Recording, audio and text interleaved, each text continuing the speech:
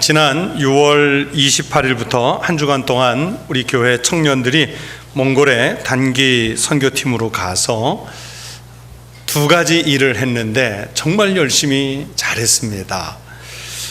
그 중에 한 가지는 개척교회를 단장하는 일이었는데, 우리 청년들이 거기에서 얼마나 그 떼약볕에서 열심히 일했는지 현지 선교사님과 현지인 목회자가 이 팀은 그냥 왔다 가는 팀이 아니라 정말 제대로 일하려고 왔다, 그렇게 칭찬할 만큼 감동적으로 잘했습니다.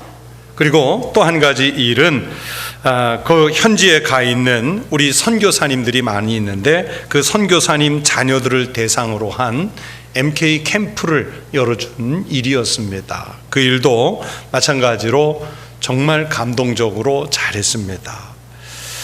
선교사님 자녀들과 현지 학교의 선생님들을 포함해서 한 60여 명이 참석을 했는데, 그 캠프 개회 예배를 드릴 때 일입니다. 그 참석한 선교사님 자녀들은 언제나 그렇듯이 매해 열리는 그냥 성경학교 비슷한 건가 보다 하고 그런 표정으로 와서 앉아 있었습니다.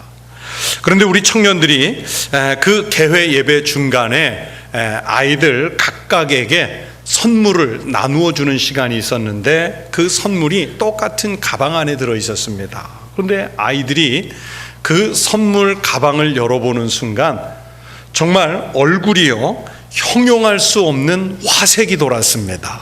도대체 그 가방 안에 무슨 선물이 들어 있었기에 아이들이 저렇게 화색이 돌았을까? 여러분, 우리 청년들이 몽골에 가기 한 달여 전부터요, 그 참석할 아이의 부모님들, 그러니까 선교사님들이겠죠, 그 아이의 부모님들에게 일일이 다 전화를 해가지고 아이가 요즘 무엇을 갖고 싶은지, 그 아이가 어떤 캐릭터 인형을 좋아하는지를 전화로 다 물어본 거예요. 그리고 그 아이가 정말 좋아하거나 갖고 싶었던 인형이나 문구류 또는 생활용품을 가방 안에 넣어준 거예요.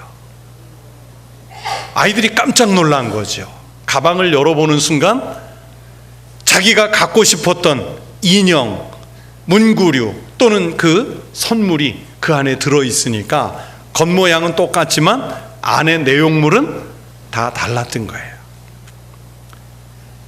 이 선교사님 자녀들은요, 자기네들이 전혀 예상하지 못했던 이 뜻밖의 선물을 받고는요 크게 감동을 하고 그 자리에서 마음을 여는데, 우리 애들 표현으로 하면 하늘만큼 땅만큼 다 열었어요. 개회 예배 때. 여러분, 그 다음부터 진행된 이 캠프가 얼마나 순조롭게 잘 진행되었을지는 여러분이 마음속에 상상하는 그 이상이었습니다. 그 캠프를 지켜보면서 저도 참 많이 감동했습니다. 정성껏 준비해준 우리 청년들이 그렇게 자랑스럽고 또 그들을 지켜보면서도 행복했습니다. 그러면서 목사로서 그 순간에 들었던 생각은, 저 작은 정성, 저 작은 선물에도 저렇게 감사하고 행복해 하는데 나는 우리 주님으로부터 생명을 선물로 받고도 별로 감동하지도 않고 사는 것은 아닌가, 그렇게 제 자신의 신앙을 돌아보는 시간으로 좀 가졌습니다. 여러분, 주님은 내게 생명을 선물로 주시기 위해서 최고의 정성을 다해서 여러분 십자가까지 지셨지 않습니까? 성도 여러분, 우리는 주님으로부터 생명을 선물로 받은 사람들인 줄로 믿습니다. 그 믿음이 여러분에게 있으시기를 바랍니다. 그리고 그 은혜 때문에 행복하시기를 바랍니다. 다른 것은 다 몰라도 예수 믿는 그 믿음 하나로도 우리는 충분히 행복하고 충분히 감사할 수 있어야 합니다. 이것이 바로 우리들의 고백이 되어야 할 줄로 믿습니다. 오늘 우리가 읽은 이 하나님의 말씀, 전도서 5장 18절부터 20절의 말씀은 그렇게 우리가 살면서 누리는 이 모든 것은 내가 받은 몫이고 하나님께서 우리에게 주시는 선물, 하나님의 선물이라고 말씀하십니다. 성경은 우리에게 말씀하시기를, 사람이 하나님께서 그에게 주신 바 그 일평생에 먹고 마시며 해 아래에서 하는 모든 수고 중에서 낙을 보는 것이 선하고 아름다움이라고 말씀하십니다.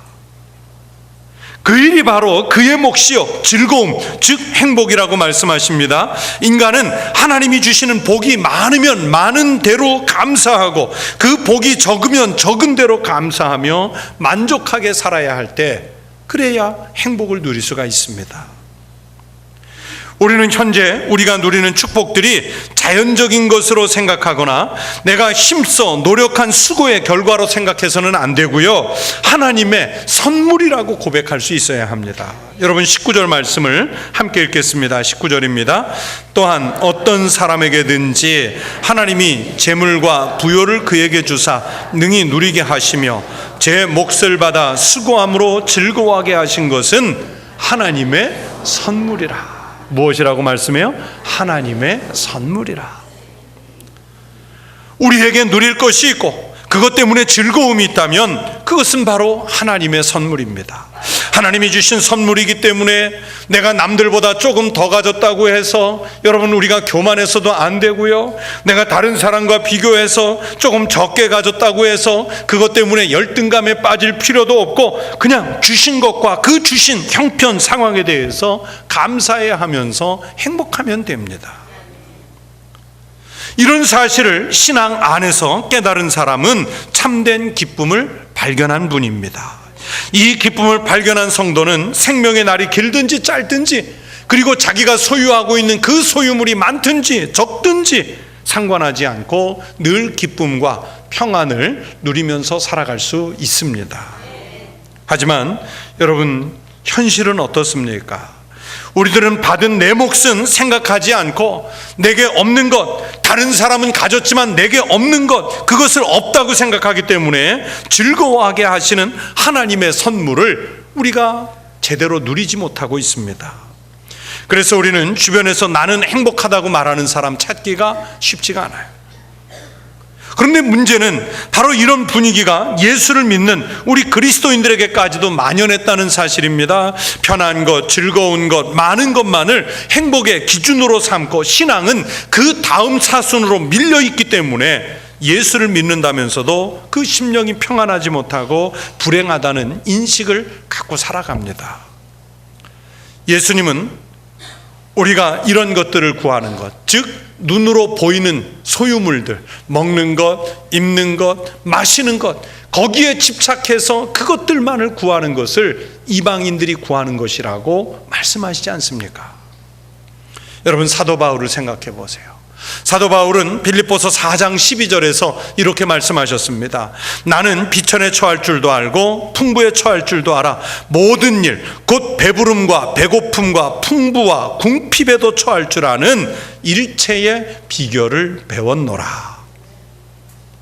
여러분, 이런 믿음 때문에 사도 바울은 주의 일을 하다가 어떤 고난의 상황을 만나도 그 고난의 상황을 자기가 받아서 수용할 수 있었고, 고난을 당하면 그 고난을 어쩔 수 없이 수용하는 단계를 뛰어넘어서 그 상황을 오히려 적극적으로 맞아들이고 기뻐할 수 있었습니다. 여러분, 사도 바울이 이렇게 고백을 하는 순간 바울은 정상적인 생활을 하고 있는 사람이 아니었습니다. 바로 이런 고백을 할 때 사도 바울은 옥중에 있었습니다. 그 감옥 안에서 언제 풀려날지, 아니면 언제 죽음을 맞을지 도무지 예측할 수 없는 극도로 불안한 상황이었습니다. 100번을 양보해서 생각해도 행복에 대해서 말할 수 없고 만족하다고 말할 수 있는 그런 상황이 절대 아니었습니다. 그런데 여러분, 바울은 어떻게 고백했습니까? 바울은 어떤 형편에서도 견딜 수 있는 일체의 비결을 배웠다고 말씀하지 않습니까? 믿음의 삶을 산 바울의 진실한 고백입니다. 이것이 바울을 기쁨의 삶으로 인도했고, 그래서 다른 사람들에게도, 자기는 옥중에 있으면서 옥 밖에 살고 있는 자유로운 사람들에게도 기뻐하라고 말씀할 수 있었던 것입니다. 사도 바울은 옥에 갇혀서도 찬송을 부르지 않습니까? 바울이 옥에서 부르는 노래는 신세 한탄을 하면서 자기의 고통의 순간을 이기기 위해서 부르는 그런 노래가 아닙니다. 정말 하나님이 자신과 함께 하심으로 능히 이길 수 있다는 확신이 있었기 때문에 노래를 부를 수 있는 여유가 있었던 겁니다. 그래서 바울은 옥중에 있었으나 마음이 기뻤고 행복했습니다. 그 찬송을 불렀을 때, 그래서 옥문이 열리고 그들을 묶어두었던 착고가 풀리는 역사가 일어날 수 있었습니다. 우리는 가장 아름다운 찬양을 부르고 아름다운 행복한 시를 남긴 분으로 다윗을 기억합니다. 다윗은 이렇게 고백하지요. 여호와는 나의 목자시니 내게 부족함이 없으리로다. 여러분, 다윗이 부족함이 없는 이 행복한 삶을 살게 된 원인이 무엇이라고 생각하십니까? 다윗이 천민에서 갑자기 왕이 되었기 때문에 모든 생활에 불편이 없고 형편이 펴져서 부족함이 없이 행복해졌습니까? 아닙니다. 다윗이 일생을 살면서 부족함이 없고 행복할 수 있었던 그 첫 번째 원인은 여호와를 나의 목자로 삼았기 때문입니다. 우리가 아는 다윗의 일생은요, 왕이 되었다는 신분 말고는요 별로 행복한 조건이 아니었습니다. 늘 전쟁터에서 생명을 걸고 살았고요, 그의 가정은 평탄하지 못했고 또 노년에는 아들들의 반란에 시달려야 했습니다. 그래서 만약에 오늘날 우리 보고 다윗을 기준으로 해서 선택하라고 한다면 이런 불편한 왕보다는 편안한 일생을 살아가는 보통 사람의 삶이 오히려 더 행복하다고 말할 수도 있었습니다. 그럼에도 불구하고 다윗은 무수한 시편 가운데 자신의 행복을 고백합니다. 예를 들어서 시편 21편 1절에서 여호와여, 왕이 주의 힘으로 말미암아 기뻐하며 주의 구원으로 말미암아 크게 즐거워하리이다. 하나님께서 자신을 향한 계획이 얼마나 크고 놀라운 것인지 알기 때문에, 그리고 하나님이 함께 하신다는 것을 늘 믿음으로 알기 때문에 다윗은 그런 불안한 상황에서도 기뻐할 수 있었고 행복했다고 고백을 하고 있습니다. 여러분, 이것이 바로 은혜인 줄로 믿습니다.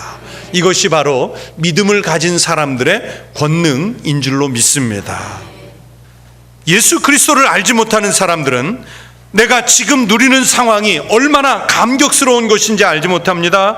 그래서 늘 자기에게 부족한 것이 불만이고 더 갖고 싶은 것이 있어서 마음이 편하지 못하고 더 높은 곳에 오르고 싶어서 지금의 것에 만족하지 못해서 자신은 불행하다고 생각합니다.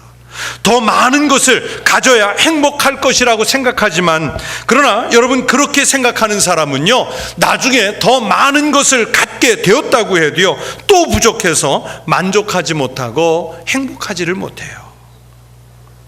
그리스도인이라 해도 하나님께서 내게 행복을 선물로 주셨다는 것을 인지하지 못하면 마찬가지입니다. 여러분, 우리가 소유물 가지고 행복을 기준 삼는 경우가 많기 때문에 제가 우리가 얼마나 부자인지에 대해서 좀 말씀을 드리겠습니다. 우리들은요 가난한 것 같아도 물질로나 환경적으로 세계 전 70억 인구를 놓고 보면요 우리는 부자로 사는 사람들이에요.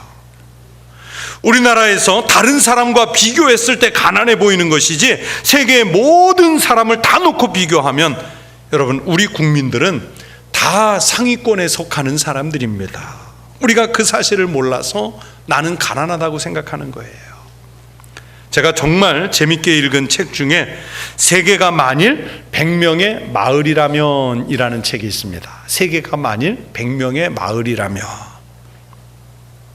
만약 현재 인류의 인구 통계 비율을 적용시켜 전 세계를 100명의 마을로 축소하면 어떻게 될까 하는 이 궁금증 속에서 저자가 글을 써가는 거예요.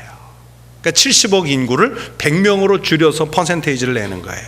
아주 두툼한 책인데, 이 100명에 살아가는 마을에 70명이 기독교 이외의 사람들이고 30명이 기독교인입니다. 100명의 사람들 중에 80명은 표준 이하의 거주 환경에 살고 있고 70명은 문자를 읽을 수가 없습니다. 50명은 영양실조에 괴로워하며 1명이 빈사 상태를 앓고 있고 100명 중에 단 1명만 대학 교육을 받았고 단 1명만이 컴퓨터를 소유하고 있습니다. 만약 오늘 아침에 여러분이 깨어났을 때 병이 아니고 건강하다라고 느낄 수 있었다면 여러분은 100만 명의 사람들보다 행복한 조건을 가졌습니다. 만약 여러분이 싸움의 위험이나 투옥되는 고독이나 고뇌 혹은 굶주림의 비통을 겪고 있지 않다면 여러분은 세계의 5억 명의 사람들보다 좋은 조건을 가진 겁니다. 오늘 아침에 교회에 오시면서 교회 간다는 이유 때문에 누군가에게 괴롭힘을 당하거나 교회 간다는 이유 때문에 체포당하거나 고문의 공포를 느끼지 않으셨다면, 그냥 편안한 마음으로 교회에 오셨다면 여러분은 세계의 30억 명의 사람들보다 행복한 사람들입니다. 만약 우리 집안 냉장고에 다음 끼에 먹을 수 있는 여분의 음식이 있고 내 옷장에 여벌에 입는 옷이 있고 어젯밤에 주무실 때에 머리 위에 지붕이 있는 집에서 주무셨다면 여러분은 세계의 75%의 사람들보다 행복한 조건을 가진 상위의 사람들입니다. 만약 은행에 예금이 조금이라도 있고, 이 조금은요 단 1달러 이상을 말하는 거예요. 예금이 있고 배고프지 않은 상태에서 내 지갑이나 주머니에 잔돈이라도 들어있다면 여러분은 이 세계 100명의 사람들 중에 8명 안에 드는 상위 부자입니다. 여러분이 세계 상위 8%에 드는 부자래요. 놀랍지 않습니까? 저는 우리 교회가, 우리 국민이 그렇게 부자인 줄 몰랐어요. 부자예요. 여러분 부자 소리 들으니까 행복하세요? 이렇게 축소된 우리들의 세계를 놓고 본다면 우리는 내가 지금 얼마나 복된 삶을 사는지 확인할 수 있다는 것이 이 책을 쓴 저자의 이야기예요. 그런데요, 이런 수치들을 대입해 보면 정말 행복해집니까? 이런 이야기를 들으면 세계에서 우리가 상위 그룹에 속하는 행복의 조건을 가졌는데 실상은 그렇게 행복하지 않습니다. 참 신기한 것은 모든 것을 다 갖추고 산다고 해서 행복 지수가 올라가는 것 아니에요. 오히려 선진국에 산다고 하는 사람들이요 더 행복 지수가 낮아요. 힘들고 어려운 나라에서 자유분방하게 사는 사람들이 행복 지수가 더 높은 것을 봅니다. 왜 그렇습니까? 이 행복이라고 하는 기준이 절대성에 있는 것이 아니라 오늘 내 옆에 내 눈에 보이는 다른 사람과 비교해서 행복을 결정하는 상대성의 행복 기준이 있기 때문에 그렇습니다. 그런데 여러분, 신앙심이 깊은 그리스도인은 행복을 외부의 환경에 따라서 재단하지 않습니다. 하나님께서 지금의 형편을 내게 주셨다고 믿으면서 그것을 향유할 수 있는 사람이 진정한 행복을 누릴 수 있습니다. 어떤 형편에서든지 행복할 수 있습니다. 그래서 그리스도인은 하나님을 만나 주님과 동행하며 주께서 내게 모든 평안을 주셨다는 것을 믿음으로 받아들여질 때 진정한 행복을 누릴 수 있습니다. 그 형편은 모든 것이 좋아야 되는 것이 아닙니다. 내가 지금 살고 있는 이 형편을 신앙의 눈으로 봐야 하는 것입니다. 이스라엘 외부의 환경이 풍전등화와 같은 아주 극도의 위기에 빠졌을 때 구약의 예레미야 선지자가 하나님의 말씀을 이렇게 선포합니다. 하나님의 백성들이 이런 극도의 불안한 상황에서 어떻게 살아야 행복한지에 대해서 선포하는 말씀입니다. 그러나 무릇 여호와를 의지하며 여호와를 의뢰하는 그 사람은 복을 받을 것이라. 그는 물가에 심어진 나무가 그 뿌리를 강변에 뻗치고 더위가 올지라도 두려워하지 아니하며 그 잎이 청청하며 가무는 해에도 걱정이 없고 결실이 그치지 아니함 같으리라. 지금 당장에 나라의 국운이 끝나가면서 절망적인 상황이지만, 그래서 이스라엘 사람들은 자신들이 이스라엘 사람이라는 것 자체가 원망스러운 상황이지만, 예레미야 선지자는 여호와를 의지하며 여호와를 의뢰하는 그 사람은 복을 받을 것이라 말씀하십니다. 그리스도인은 절망적인 상황도 행복으로 바꿀 신앙의 힘이 있습니다. 하물며 평안을 허락해 주신 것을 생각하면, 물질을 주신 것 생각하면, 내가 살아갈 수 있는 일터를 주신 것 생각하면 우리는 오늘 내가 가진 이 형편 때문에 감사할 수 있고 행복할 수 있습니다. 여러분, 주님을 신뢰하는 믿음이 있으시다면 말입니다. 우리 그리스도인은 지금 나에게 삶이 주어졌고 열심히 건강하게 일을 할 수 있고 영생을 사모하는 믿음을 갖고 산다는 것, 그 자체로 감사할 수 있어야 됩니다. 내가 풍부에 처할 줄도 알고 비천에 처할 줄도 알고 옥토에 살 수도 있고 황무지에 살 수도 있고 사막에 살 수도 있지만, 그러나 하나님께서 내게 주시는 그 믿음의 삶을 살면 어디에 가서 살든지 하나님의 선물로 여겨서 풍성한 삶을 살게 되는 것입니다. 그 사람이 바로 행복한 삶을 살 수 있습니다. 사랑하는 성도 여러분, 세속적인 넉넉함이 결코 행복의 기준이 아닙니다. 오늘을 기쁨으로 살 수 있으면 그 사람이 행복한 사람입니다. 제가 종종 인용하는 이혜인 수녀의 아침의 향기라는 시를 여러분에게 낭송해 드리겠습니다. 아침마다 소나무 향기에 잠이 깨어 창문을 열고 기도합니다. 오늘 하루도 솔잎처럼 예리한 지혜와 푸른 향기로 나의 사랑이 변함없기를. 찬물에 세수하다 말고 비누 향기 속에 풀리는 나의 아침에게 인사합니다. 오늘 하루도 온유하게 녹아서 누군가에게 향기를 묻히는 정다운 벗이기를, 평화의 노래이기를. 보세요. 시인의 마음을 보세요. 여러분, 다른 것으로 평화를 얻고 다른 것으로 행복을 얻은 것이 아닙니다. 소유물이 넉넉한 것으로 행복한 것이 아닙니다. 아침에 일어날 때 그의 코끝을 간질렀던 소나무 향기 하나로 행복하다고 그랬습니다. 이른 아침에 찬물 가지고 세수하다가 풀어지는 그 비누 향기 하나만으로 평화와 만족을 누리는 마음을 얻었다 그랬습니다. 이게 하나님이 주신 마음입니다. 여러분, 마음이 굽은 사람은 행복할 수 없습니다. 성경은 말씀합니다. 마음이 굽은 자는 복을 얻지 못하고 행복을 얻지 못한다는 말씀입니다. 항상 하나님을 경외하는 자는 복되거니와 마음을 완악하게 하는 자는 재앙에 빠지리라. 여러분, 악인들은 부해야 행복하고 권세가 높아야 행복하고 번영해야 행복하고 음식을 폭식할 수 있어야 행복하고 술 취할 수 있어야 행복할 것이라고 생각한다고 성경은 경고하고 있습니다. 그러나 반대로 하나님의 사람들은 모든 소유로 인해서 복이 되고 환난 중에도 구원받음이 복이 되고 내 영혼이 죽지 않고 보존된 것 때문에 행복해야 합니다. 성령의 인도하심과 기도 응답으로 인해서 충분히 행복해야 할 수 있습니다. 여러분, 오늘 이 현대 세계를 살아가면서 행복하신지요? 그리스도의 은혜로 날마다 행복한 삶을 살아가는 믿음의 성도들이 되시기를 바랍니다.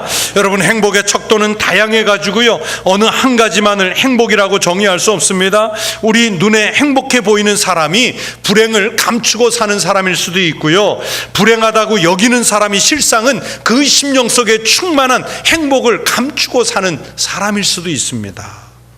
신앙인은 현상을 보고 행복과 불행을 결정짓는 사람이 아니라 그 현상을 대하는 것 가지고 행복을 결정을 합니다.